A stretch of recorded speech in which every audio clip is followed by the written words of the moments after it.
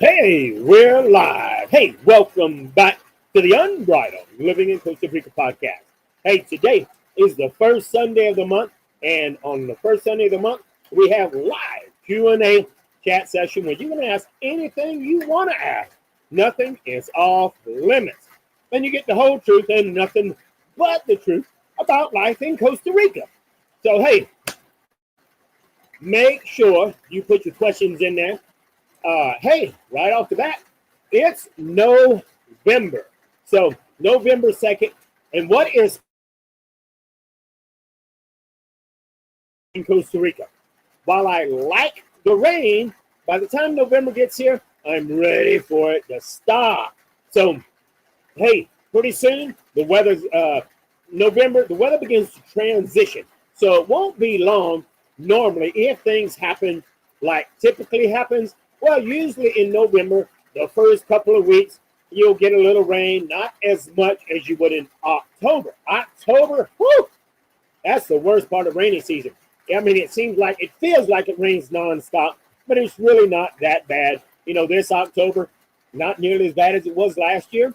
And lots of mornings, well, you know, you would get the great, beautiful sunlight, you know, and you can enjoy the morning. But hey, around 12, 1 o'clock, it's going to start raining. You just get more rain in October. You know, and it starts in May, goes to October, and it's like it gets a little more, and then you get to October. But November, it's almost like a switch, and it begins to transition. Now, that's the normal. Last year, November, we got a ton of rain, lots of landslides where I'm at. And today, I don't know how much you can hear, but, you know, because I'm in this metal roof right here, and you probably can hear the rain in the background. Matter of fact, today it really didn't hardly rain until right now.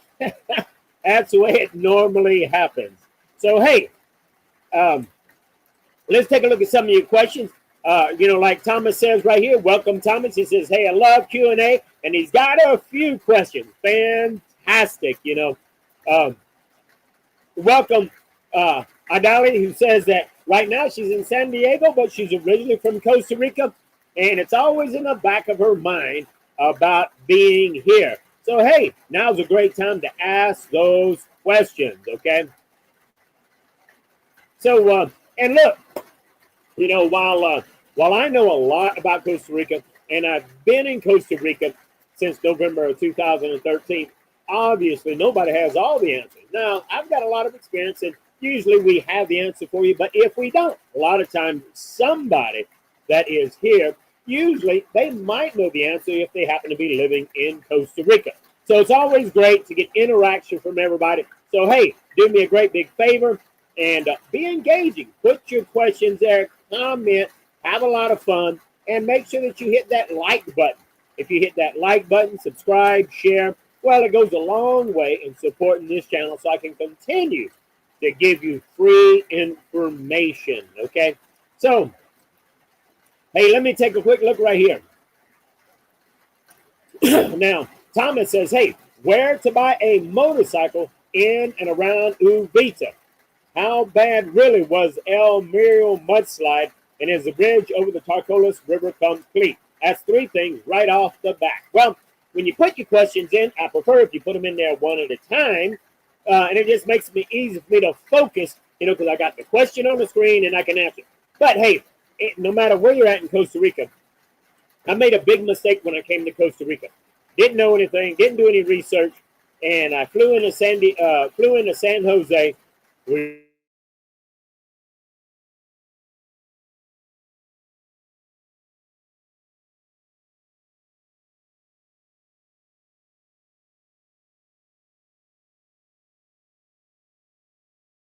Here with our internet. All right, if it buffers a little bit, you know, sometimes if it's raining really hard, we got Starlink internet, usually good, but sometimes it buffers. Anyway, we flew into San Jose and we drove all the way down to San Vito on the southern border of Costa Rica, and I thought I'd just buy a motorcycle there.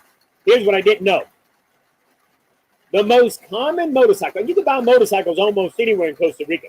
I mean, it's just funny. You can go to the furniture store and they might have 2 or 3 motorcycles for sale. And they're usually some very cheap Chinese bikes, okay? Now, are they good? They're okay. And that's generally what a lot of the locals will buy because, hey, to them, it's not about owning a Honda or a Yamaha.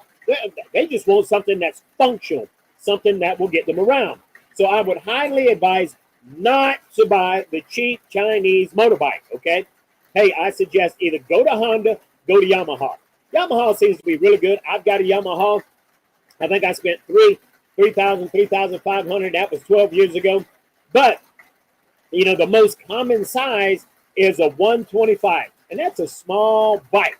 But the majority of the Costa Ricans in Costa Rica, that's what they buy. They buy a 125. And look, I have seen a husband on that bike with his wife and 2 kids. And they're riding all over the place. 4 people on a motorcycle designed for one.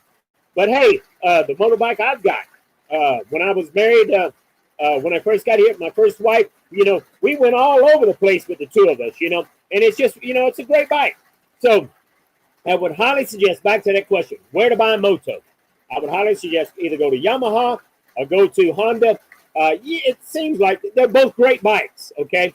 But and what's really great about getting a motorcycle is they're very cost efficient when it comes to maintenance. And if anything breaks down, well, it's not that expensive. So anyway, it's a great way to get around, and that's a great place to buy a moto, Honda or now.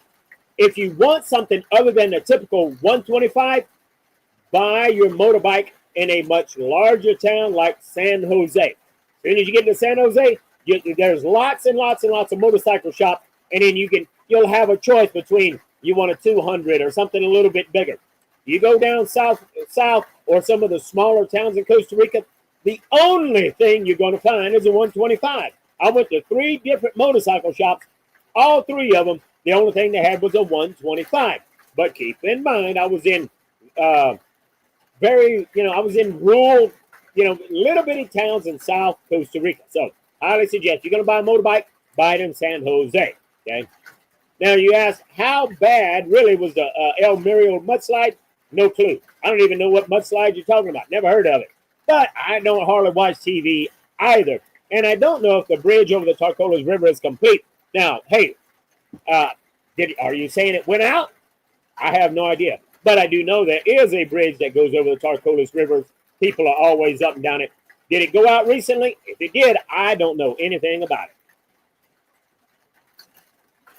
All right.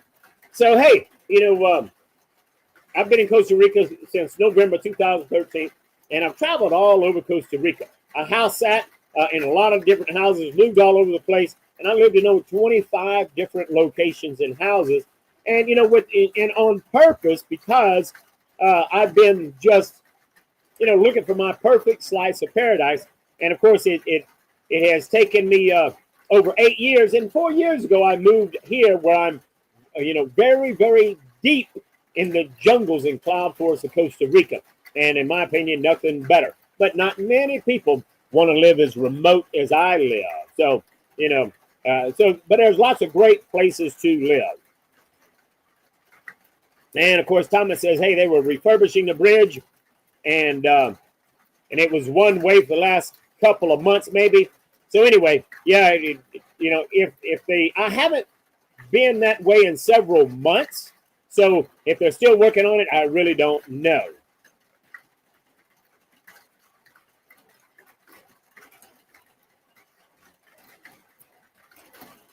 And Thomas says, El Moro or whatever just happened a few days ago. I'll have to maybe do a little bit of research and find out what's the scoop on that mudslide. But I know just the other day I was headed into San Isidro to drop off a friend who was down here visiting. And on our way out, we ran into a land.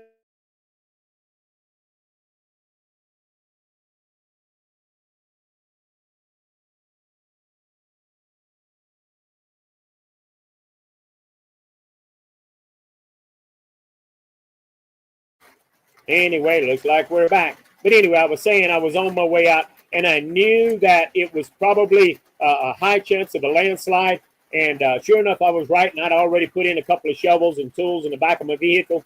And we got there, and I hadn't hardly, I didn't even go 1 kilometer and ran into a landslide. And we ended up for the next 30 to 45 minutes digging our way out so we can get out from here. So, hey, you know, I live in a remote area where, hey, and that was the first landslide I've had to do this year. So I consider myself really, really lucky.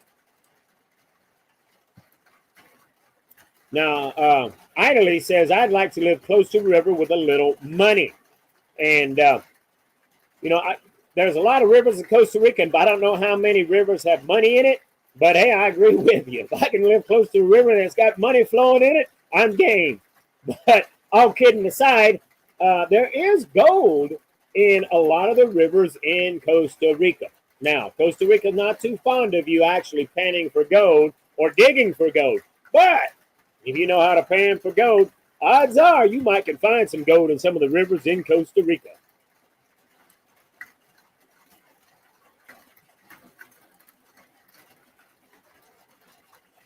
Now, Thomas brings up and says it makes it difficult to trust parcel purchases on the mountains of Costa Rica. Dude, I don't care where you're at in Costa Rica. Parcel purchases are almost non-existent in Costa Rica. They are, but, you know, in Costa Rica, if you buy something, let's say from Amazon, or let's say you buy something, you know, online, most of the time, they're not going to ship it to a post office box, and they're not going to take it to your house, especially if you live as remote as I do.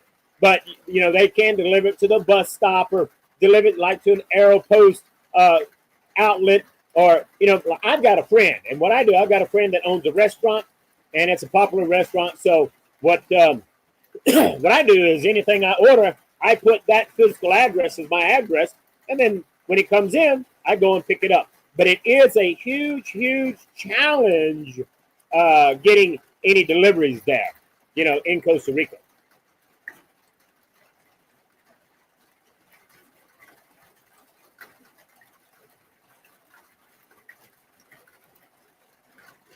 And Thomas says he meant land purchase. No, you know, it's very easy. Matter of fact, it's a lot easier and more economical to buy land in the mountains. However, if you buy land in the mountains, just like you say, you have to be careful because of the landslides. You know, but you can get land in the mountains really cheap. And of course, you know, there's mountains all over Costa Rica. So you just got to keep in mind, it's just common sense that the closer you get to the city, the more expensive land is going to be. Okay, it's just, and keep in mind that when you're buying property in Costa Rica, if there's a lot of expats, guess what?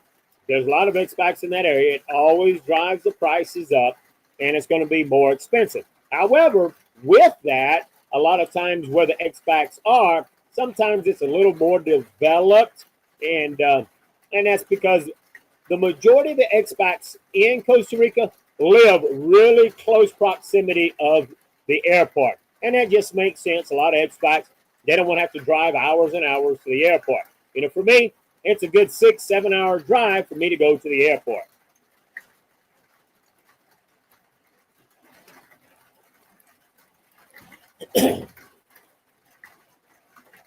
All right, so hey, please put in your comments, your questions, and any comments there, and I'll be more than glad to ask. Now, Isla says, hey, I meant low rent. You'd like to live on a creek with low rent. And you know what? For me, I always tell people, if you're going to live in Costa Rica, find something that has water. I used to actually live at a house. It was a 3-bedroom, small 3-bedroom, but it was a 3-bedroom. And the creek was right next to it. I walked to the edge of the creek, and I put up a couple of lawn chairs, and I enjoyed sitting at the creek. And I actually created a little dam there so that the water would pull up. And I watched the fish grow, and surprisingly enough, I saw lots of crabs in that freshwater creek. So it really is just a lot of fun. And, you know, all over Costa Rica, especially if you've got some Tico connections, you really can find places to rent very, very cheap. And at that one particular place, I think I was renting maybe $350 for a 3-bedroom house. And It was, I mean, right in town. I say in town, it was 5 minutes away, but it was easy access. But if you're Costa Rican, there's a lot of Costa Ricans that have a house. And look, I know some Ticos that have rented houses for less than $100 a month. Now they're not fancy, and they're nowhere near houses like you might be used to in the United States. But hey, it's a house, got a roof, and in most cases, the houses in Costa Rica, well, most houses in Costa Rica, in general, 2 bedrooms, bathroom in the middle. It's got a kitchen and a living room, and that's it. The washing machine is normally on the back porch, and the dryer is normally a couple of poles with some string on it. And that's your dryer. Most people don't use a dryer in Costa Rica, but you can most definitely. I think what makes Costa Rica, because Costa Rica is very, very expensive. However, whenever you're renting, renting is very economical. You can rent very, very cheap. Now, however, if you come from the United States or your country and you're used to living way up, you come to Costa Rica and you're like too good to live in maybe a Tico house, well, your rent can be really expensive. I know some people that maybe they don't know any better, or maybe they have more money than they have sense. But hey, I know expats that come down here paying $1,000, $1,600, $2,000 in rent. I would never do that. I mean, if you're going to pay that kind of money, just live in the United States. Just like you, I don't, for me, I lived in some very small houses. I don't think I'm all that. I'm just a regular old guy, and all I need is a good, clean place to sleep, good, clean house. And, of course, every place I've had wasn't clean. I had to clean it up. I had to fix it up. And every house I've rented, when I left, it was 2 times better than it was when I got it, But, hey, that's just part of being in Costa Rica. And for me, I feel like I'm just giving back, I rent a house, and it's going to be in far better shape than whenever I left it.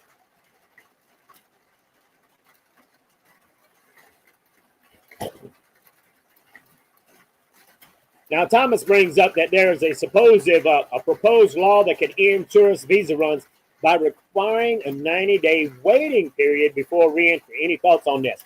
Here's my thought. It will never happen. From what I know about this, or what I've heard about this proposed law, it's some crazy Tika woman, in the government who's trying to create a name for herself. And she threw up this proposed law. It's never going to happen. Why do I say it will never happen? Because Costa Rica extended from 90 days to 180 days. Why? There was too many people complaining about the challenges of going every 90 days. And so people were leaving Costa Rica and going to countries like Panama because Panama had 180 days.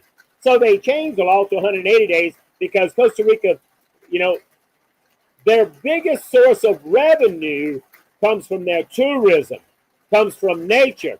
I think their second biggest, although I can't prove it, this is just my opinion, is from all the expats that live here. Expats come here, they're retired, they've got disposable income, and so these expats are spending the majority of their money in Costa Rica. So they're employing people, they're buying lots of groceries and all of that stuff. So Costa Rica, the smart government says, woman, that's stupid. To requiring a 90-day waiting period, we would lose a ton of money.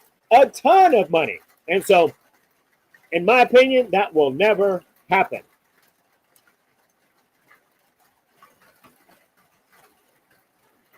So, Costa Rica, I love Costa Rica. Now, there's a lot of things I don't like about Costa Rica. Hey, but that's true no matter where you go, right? No matter where you go, you're going to find stuff that you don't like. So really, you just have to learn how to you got to really learn how to focus on the positive, okay? Because there's a lot of stuff that just drives me nuts. But the reality is everything that will drive you nuts or everything that drives me nuts, well, the thing that you need to understand is because of the culture. It's just the way the culture is. And so, for example, you go to the bank. It can take you 2 hours just to deposit money. Biggest waste of time in my life, okay? Well, why is that? It's the culture. In Costa Rica, employees never, ever get in a hurry. Never. I mean, employees in Costa Rica aren't taught that you take care of the customer, that you don't waste time to every person. But in Costa Rica, whenever someone comes up there, they just want to talk. So it's everything takes forever.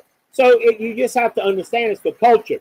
It's this Pura Vida culture where nobody's in a hurry, everybody's late, everything takes longer. And so if that drives you crazy, you know, Costa Rica probably is not the place for you. So it's just something that you have to accept and get used to.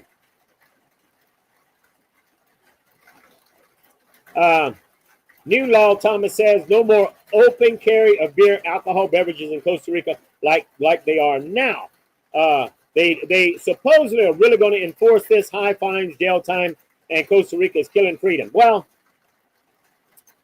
once again, Costa Rica always, they got a lot of laws.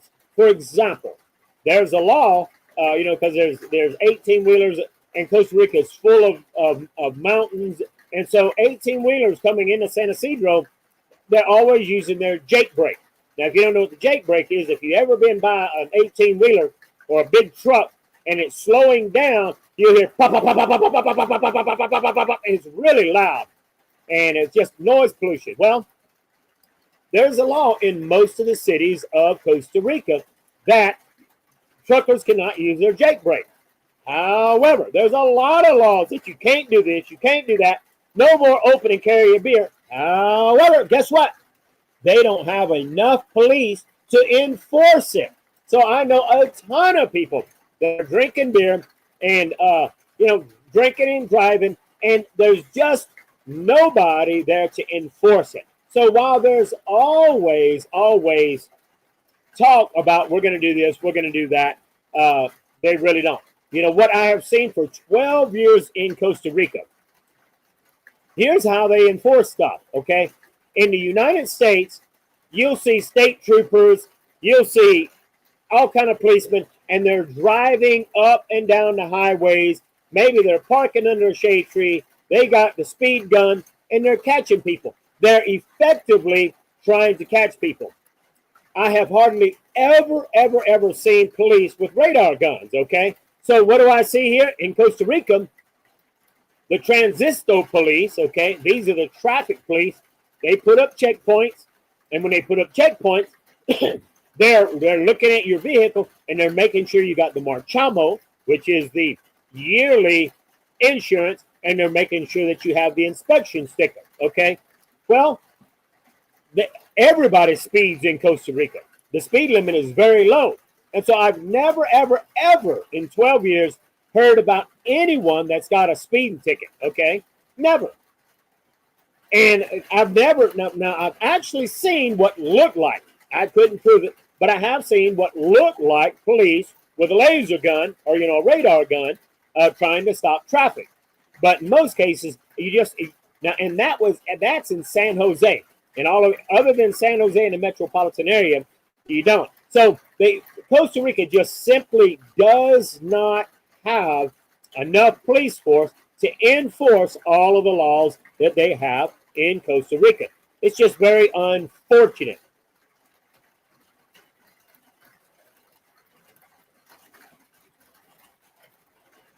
Now, what else we got going on? Give me some questions here.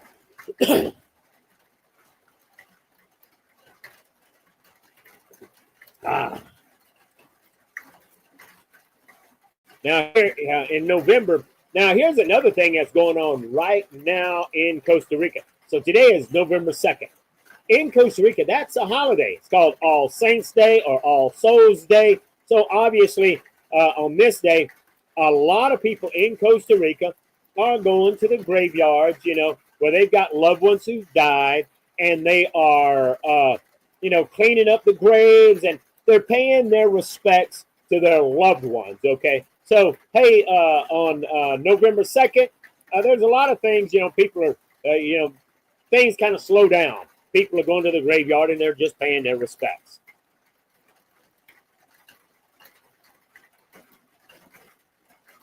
All right, so Thomas says, hey, are you still completely detached from the Sarah Elena crop? Absolutely. In my honest opinion, Sarah Elena, and not my honest opinion, from my honest experience, Sarah Elena, she's not honest. She pretends to be honest, but the whole point of her channel is to convince you to come to Costa Rica. If she can convince you to come to Costa Rica, she will tell you all of the good stuff. And every once in a while, she's like, oh, here's the ugly about Costa Rica. You got to wait 2 hours in the bank. Really? And so she glazes over any of the hard things that you need to know about. And then she sells you stuff so that you can then, she'll convince you to come to Costa Rica. Oh, by the way, did you know I can help you move to Costa Rica? Sarah is just, and a lot. Sarah, I helped her make thousands of dollars, and then she turned around and but hey, I don't want to get into all that crap. All that is recorded live on camera. So anyway, yeah, she is definitely a very untrustworthy person.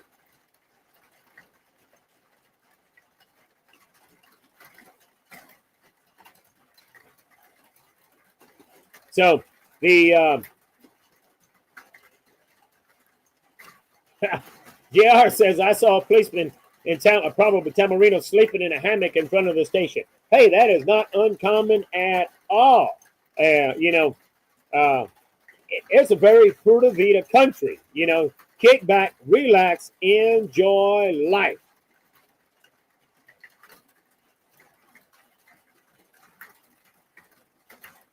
Now, if you have a car, if you have a motorbike, if you have an ATV, if you have anything that you can drive on the road legally, you will pay marchamo, okay? So I'm not sure. I'm sure that might be what she meant was marchamo.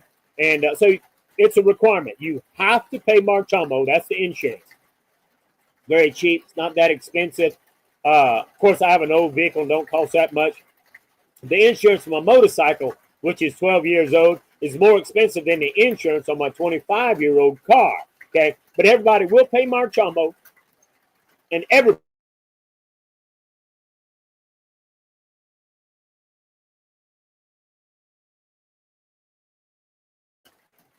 for new vehicles, new motorcycles, I think that for a certain number of years you don't have to inspect it, but once every 2 years. Okay, and so things do change as you get older. Of course, Tama throws up here that, hey, I heard that Mike's, and we're talking about Michael Allen, that his kid's trying to take over the channel and boot the other guy off since he passed. And, of course, there's a lot of drama about that crap, and I can tell you what's going to happen. That channel is going to die out, that channel has always been full of drama, okay? And so, yeah, that'll never happen. I think that channel is just going to die out.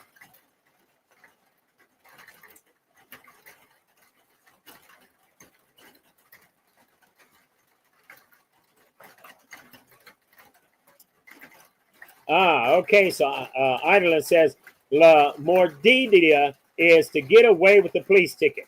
No, you will never get away with a police ticket in Costa Rica. And I can tell you why that is, okay? I've had a couple of tickets, so, for example, I had one ticket that, where I had my seatbelt on, but I had a couple of guys sitting in the back of the vehicle, and there weren't no seats. And there were some guys that I was employing. Anyway, we got pulled over at a transistor police check. So I ended up getting a ticket for that. And another time I got a ticket on, I think my inspection sticker was expired. Okay. Well, in the United States, you get a ticket and you got a date to go pay that ticket. Costa Rica, you don't even have to go pay the ticket. But when it comes time to pay your marchamo, it's going to come up. And so when it's time to pay your marchamo, then it's going to say, hey, you owe this ticket. And you'll have to pay that ticket before you can get your marchamo. So there's no such thing as getting away with a police ticket. If you get a police ticket in Costa Rica, you are eventually going to pay for it, or you will not have marchamo. And if you don't have marchamo and you don't have insurance on your vehicle, if you get caught in a police check, they'll impound the vehicle right away. They'll take the license plates right off.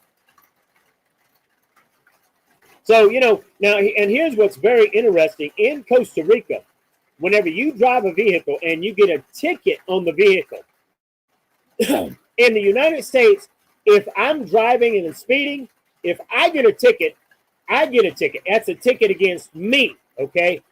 In Costa Rica, it doesn't matter who's driving the vehicle. If someone passes a red light, someone's speeding, someone doesn't have a seatbelt, the ticket is attached to the vehicle. Something very different. So, for me in the United States, if I have a ticket and I go get my vehicle inspected, insurance, whatever, who cares? Nobody knows that there's an actual ticket attached to the car. See that? So I can drive my friend's car in the United States. I'm speeding. I got to pay the ticket. In Costa Rica, if I'm driving my friend's car and I'm speeding or I get a ticket, it's attached to the car. If I don't tell my friend about it, that sucker is going to have to pay for it. Now, I wouldn't do that, but that's what happens.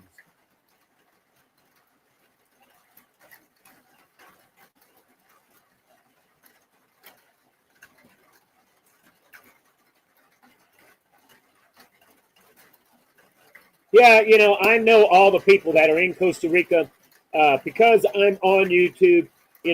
I'm very familiar with everybody that has the channel. And, of course, I know Ed from Costa Rica Story. And, of course, I know Shazalon. And I've met all these people, okay? But, I haven't personally met some of them. But I know all of them. But, and, yeah, I might be the main guy. But you know what? I'm not trying to be the main guy. I love what I do. But what I do for free, okay? And I just love sharing what I do, okay? Now, I used to give relocation retreats. And it was really a lot of fun. But you know what? And I had other creators come with me because I didn't want it to be about me. Hey, look, I don't need titles and I don't need, hey, I'm the greatest. No. Now, I can tell you that, hey, I believe I know more than most people that are actually sharing their information. But I love to share because I've made lots of mistakes. I came here very gullible, and I'm a very trusting, very honest person. I'll give you the shirt off my back. And I kind of felt like everybody else did the same. Well, after getting conned and losing thousands upon thousands of dollars, I was like, crap, I need to warn people about all this. So, yeah, there are other channels out there. And in Costa Rica, there's always a lot of people coming and going with channels.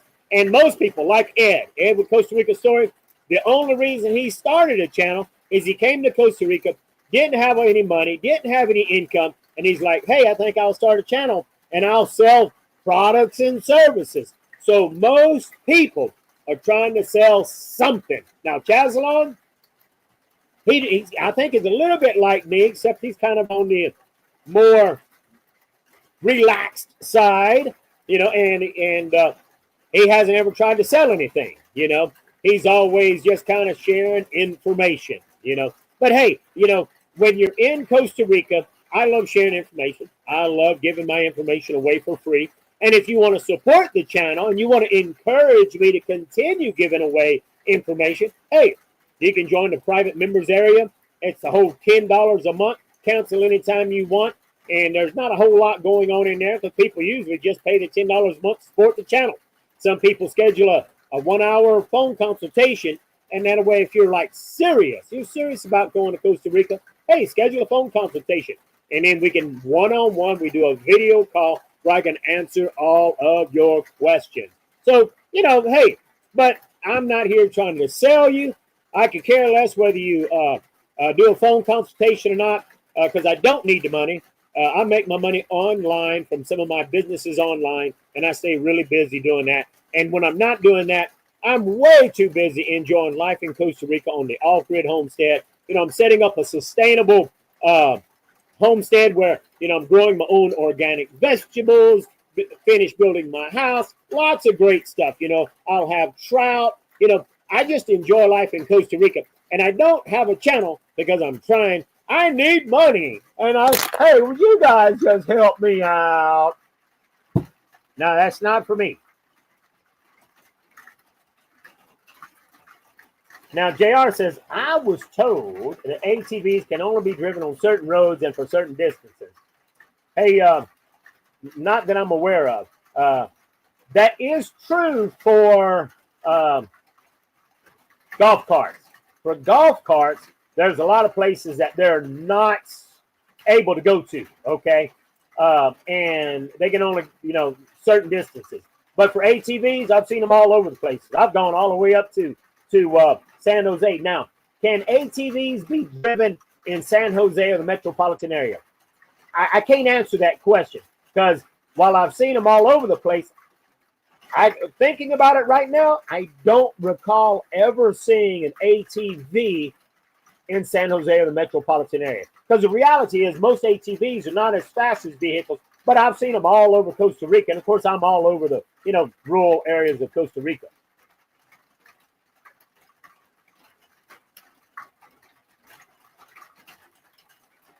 Now, Thomas says, hey, his wife is a Filipino, speaks Tagalog. Is your wife a Flip? Well, my personal life, I keep personal. I do have an amazing, awesome, wonderful, beautiful, beautiful, beautiful new wife. However, hey, where she's from or what she does is really not for discussion on this channel. So you can't ask me anything you want. Doesn't mean you're going to get the answer you want. But anyway, but here's what I do know. If you come to Costa Rica, Thomas, with your wife, then here's what you have to understand. Because I went to, I've got friends in the Filipinos, in the Philippines, okay, because I work online. So I've had several Filipino employees who work for me. And so anyway, I went down there recently to go visit them and other things. And when I went to the Philippines would only allow me to stay there 30 days on a tourist visa. And like Costa Rica, you got to go out, stamp out, all that stuff. You got to, so that you can stay in again. So it's very easy to renew your tourist visa in the Philippines. Okay, with that in mind, if your wife is a Filipino and you and her come to Costa Rica, if you're from the United States, you can be here 180 days. Your wife can only be here for 30 days, unless your wife already has a United States citizenship or maybe a United States residency, then she'd be able to stay longer. But if your wife is Filipino, you're newly married, or whatever, or Filipino comes over here, they can only stay 30 days. And every 30 days, they'll have to go stamp out, okay? So if you're a Filipino, the best thing to do instead of stamping out every 30 days, if you know you're going to live here, hey, the best thing to do is get your residency started. It's not that difficult. It's just a long, long process. And I would highly suggest that you look in any video I have and you talk to my recommended attorney. My recommended attorney and her team is extremely, extremely good. And they are the best. That's without a doubt. And the reason they're the best is that they're not locals, okay? And but they do have a lot of locals working for them. But she's actually from Italy. She knows the law better than any Costa Rican that I know of. She's just extremely professional. So anyway, I would highly suggest getting your residency. It just makes life easier for you. But don't get your residency until you know without a doubt that Costa Rica is for you. It's not worth wasting the money and you're here for 2 years and you leave. Just not worth it.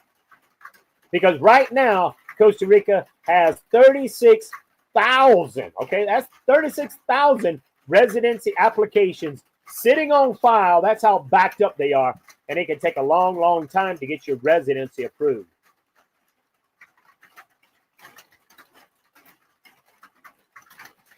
Hey, Idly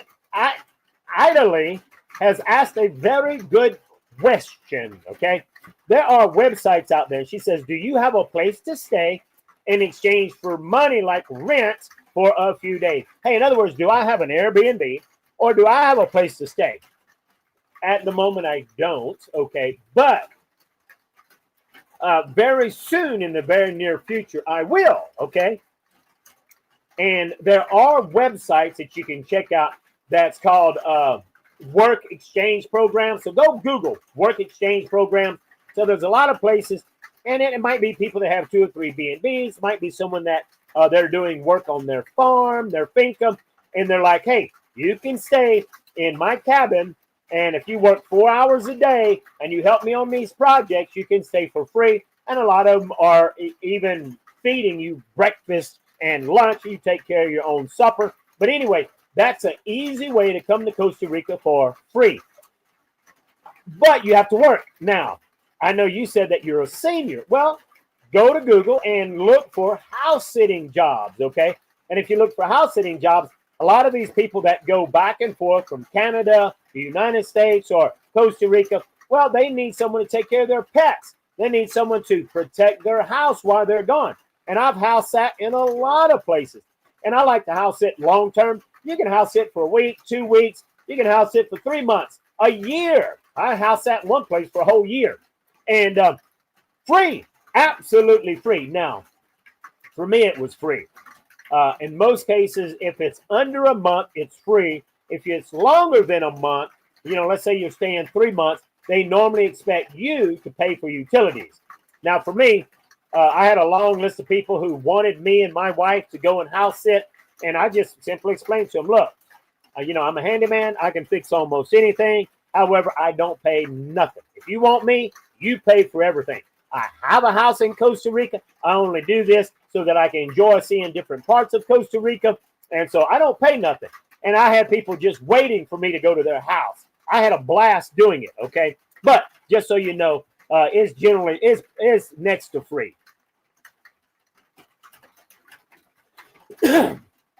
Andre says, do you know real estate price comparisons between Panama and Costa Rica? I haven't looked in depth on that. From what I see, for the most part, as far as land, property, rental, it's kind of the same. However, if you live in Panama, the cost of living is almost half. You can go buy groceries, fuel. Everything's a lot cheaper in Panama than it is in Costa Rica. However, when you get to Panama, let's say if you go to the south end of Costa Rica, and you get into Panama, from Panama up to about the city of David, okay, it's mountainous, looks a whole lot like Costa Rica. You have the Boquete area and the Volcan Mountains and stuff. Beautiful. But once you get to David, well, Panama kind of flattens out. It's not nearly the same as Costa Rica. But, hey, Panama, you can live a whole lot cheaper. Hey, great question, Bob. Bob says, in the event of a fire, is fire trucks and fire hydrants common? No. Now, there are fire trucks, and it's called a bumba. It's like pump, okay?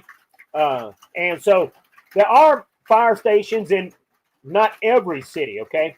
But fires are not commonplace in Costa Rica, just not common. Why? Well, the majority of the houses are cement, okay? But that doesn't mean there have been fires, okay? But I hardly ever, almost never see a fire hydrant. In the United States, there's a fire hydrant on every corner, right? Costa Rica, very few hydrants. You might see more of them in the city, but very few hydrants. So while there are lots of fire, or I can't say lots of fire stations, fire trucks, there are fire trucks, but it's nowhere to the degree of what you'd have in the United States. So I hope that helps you out there, Bob. JR asked a great question. It says, do you have to step out every 180 days after applying for residency? No. So it will take you a couple of months. It might take 3 months for your attorney or whoever is doing your residency. But once they submit it, like right now, my attorney, best attorney in the world, make sure that you check her out and make sure you tell her, hey, Alan recommended you from his channel, okay, Unbridled Living in Costa Rica. And she always, she takes care of everybody. But she does give special preference to my people simply because I advertise for her for free. And And she knows I got thousands upon thousands of people that watch my channel. She takes good care of them. But anyway, to answer your question, once they submit the residency, then you don't have to stamp out again. And eventually, you either get approved or denied. Well, most people get approved. And then once you're approved, you're done. You got your temporary resident for 2 years.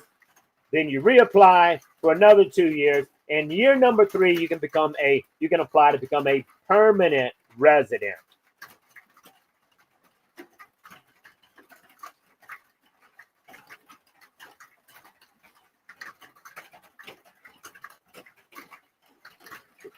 All right. So Thomas asked a really good question. And I think he's saying his wife is asking this question.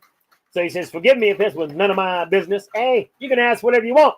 If it's none of your business, I'll say none of your business. But anyway, how did you negotiate or manage to gain land for $0? Okay. Just improvement opportunity for the farmer. So when I came to Costa Rica 12 years ago, I was looking for a huge, huge piece of property. So there weren't many of those available. I saw this one. Well, I came up here to buy this one. However, the owner wanted $1.5 million. And you know what? I don't have $1.5 million. Now, if anybody wants to donate,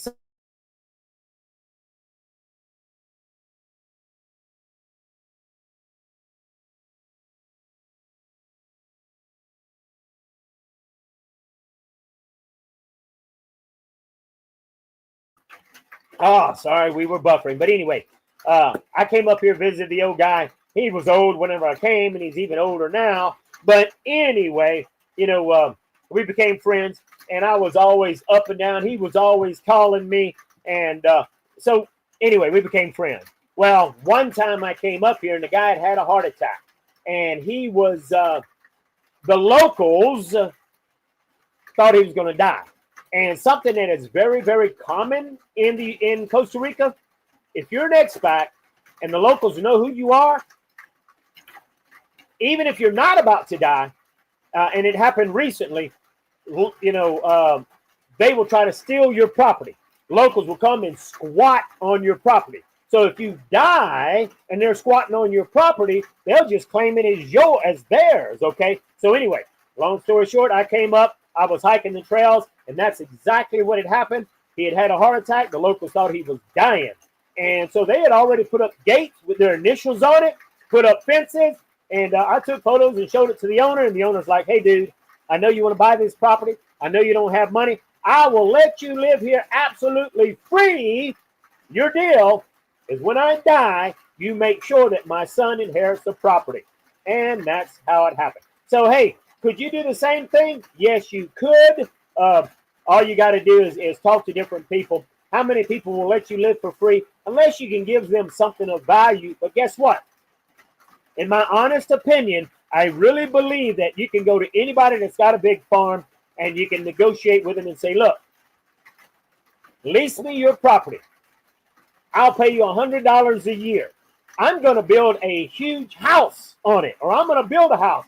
And, lease it to me for 50 years. In 50 years, I'll be dead. Well, after I'm dead, you can have my house.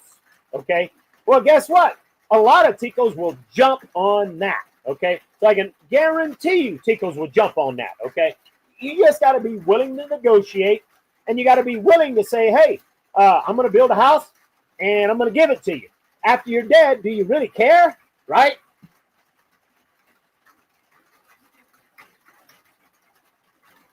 Now, Esquire says, hey, what about your driver's license? So keep in mind that used to, you had to stamp out every 180 days to renew your driver's license. Well, whenever you get your, once you submit your residency form, you don't have to stamp out for your driver's license. Used to, you did. Costa Rica updated that law.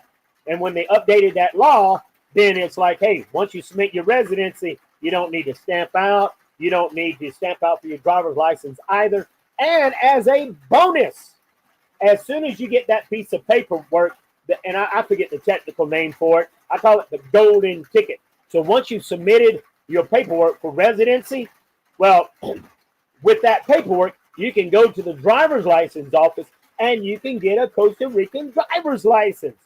Hey, I highly suggest you do that. Get a Costa Rican driver's license as soon as you get your paperwork. So my attorney, I hope within a few weeks, will be submitting my stuff, and I'm going to race over to the driver's license place and get me a Costa Rican driver's license.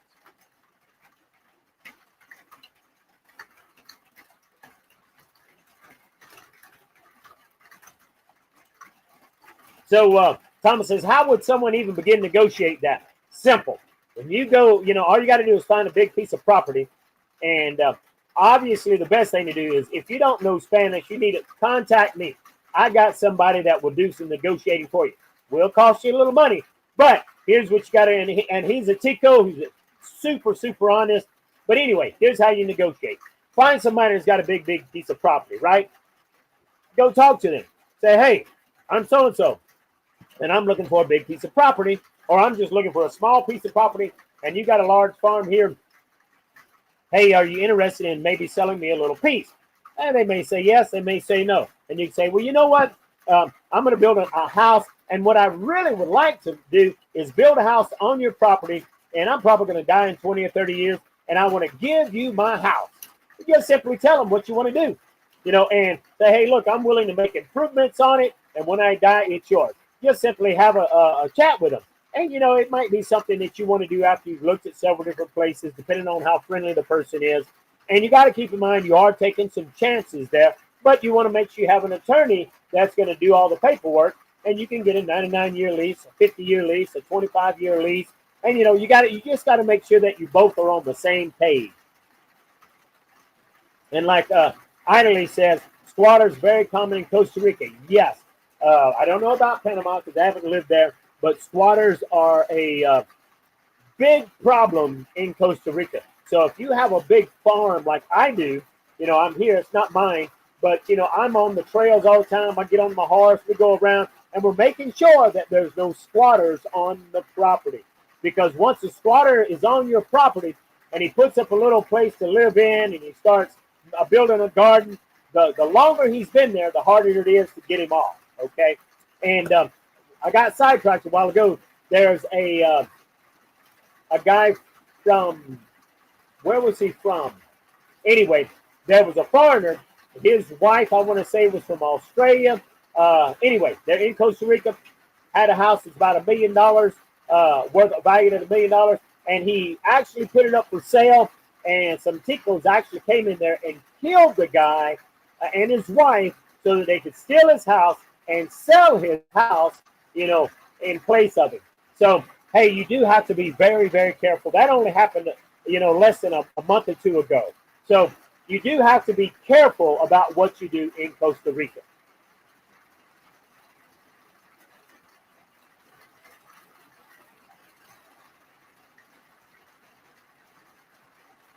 Now, DR says, Alan, you're trying to have a child.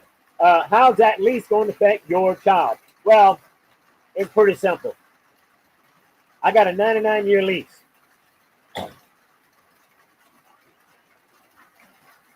The plan for me is to buy this property after the owner dies, or, the son sells it to me or whatever. So eventually I'm going to own this piece of property, and whether I own all of it or I own just this piece, then my children are going to affect this. And so I plan on having more than one child. I plan on having, well, at least, 20.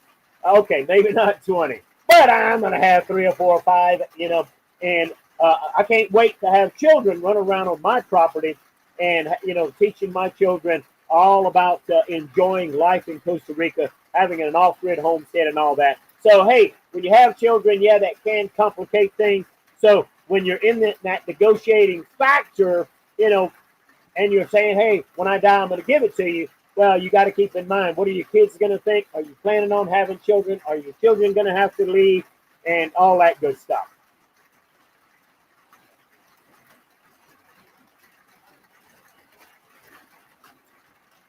So, hey, we're narrowing in and we're getting close to that hour. But if you've got a question, and if you put a question here and I haven't answered it, make sure you put that question in the chat box now, okay?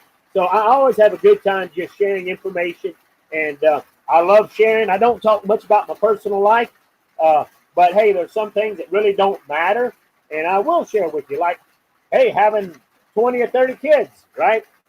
Anyway, I love children, always have, okay? And I think it's a great thing. But anyway, and here's what's interesting, okay? And I don't have this answer because I was thinking about Thomas there, who said that his wife is Filipino. So here's a question. I'm from the United States. When my child is born in Costa Rica, he will automatically be a Costa Rican. He'll have dual citizenship. But what about you, Thomas? If you and your Filipino wife lives in Costa Rica and you have a child, and if you're from the United States, well, he will be American and Costa Rican, but will he also be Filipino? Wow!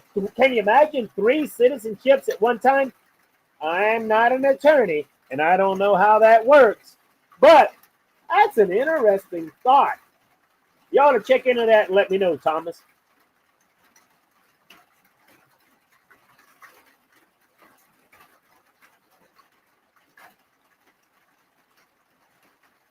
And so Thomas says, hey, thanks. I like this approach. I'll keep you in mind for consult your Tico negotiator. My Spanish is still good, but you know, I like what I've seen online with your lady lawyer as well. So absolutely. So hey, yes, indeed. You know, my Spanish is not great, but anytime you, as an expat, negotiate anything in Costa Rica, it doesn't matter how good your Spanish is, you're going to get the raw end of the deal. But if you can get a Tico who can communicate, and my guy is extremely good. You know, when I get ready to buy a vehicle, he's helped me to buy a vehicle. He can always get a better deal.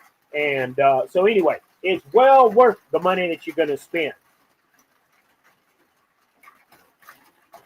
All right. Hey, we're getting close to that 1 hour, and I hope you've been able to hear. Hey, give me some input. You know, is the rain real loud? And I think my mics are really, really good. And I think for the most part, the mics pick me up, but they don't pick up the rain that much. But, you know, I really don't know. I always like to ask, you know, how is the audio and how is the visual? You know, our internet has buffered a few times today, but hey, that's just part of Starlink. But for the most part, my Starlink is extremely, extremely good. Because, hey, before Starlink, boy, internet in rural areas is non-existent, boy. It's a huge challenge in most places. And Starlink makes life so much better. Even when you're in town, some places you can get cheap, fast internet. But Starlink, you know, you can get Starlink in Costa Rica for 23,000 colones a month. That's $46. And that's cheap, cheap, cheap. And most of the time, my Starlink is like 200 megs down, 20 to 40 megs up. Great, great, great. Hey, Alan says, thank you, Alan. You're great. I really appreciate it. Andre says, are the visa requirements the same for Europeans and North Americans? I'm a dual citizen, Canadian and Swiss. Now, you know, Andres,